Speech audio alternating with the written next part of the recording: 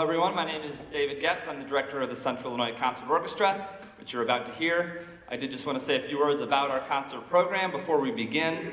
If you were sitting there and you've read through, you know that we're going to play a piece from the King Arthur opera by Henry Purcell, the Overture. We're going to play the ending from Scheherazade by Rimsky-Korsakov, and we're going to play a suite of tunes from the Chronicles of Narnia, The Lion, the Witch, and the Wardrobe. And maybe, if you're like me, you were trying to find what is the thematic link between these three works. And if you thought that the answer is fairy tale and myth, then you were exactly correct. So all of these pieces are linked by the imagination and the kind of worlds that were created by these three stories, from King Arthur and the Knights of the Round Table to the 1001 Nights of Scheherazade, and then to C.S. Lewis's a masterpiece of the world of Narnia.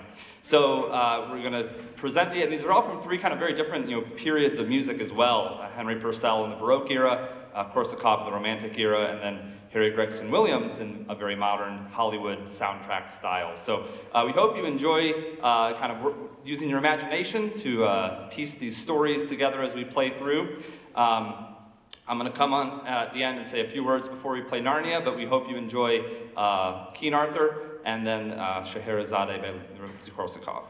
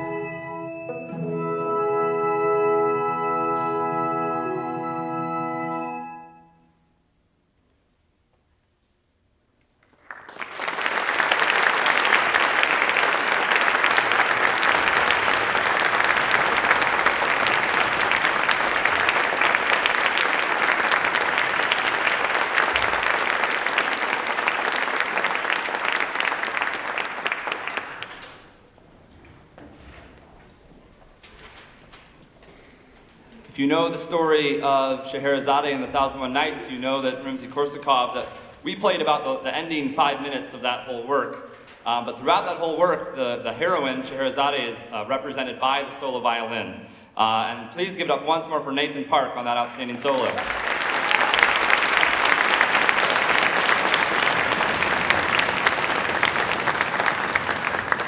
So now we come to a fairy tale that we're all more culturally probably close to in terms of history. C.S. Lewis writing about the Chronicles of Narnia in the 50s and 60s. Many of us probably remember where we were the first time those books were read to us. Or maybe we just more recently saw the movies put out by New Line Cinema here in the last decade.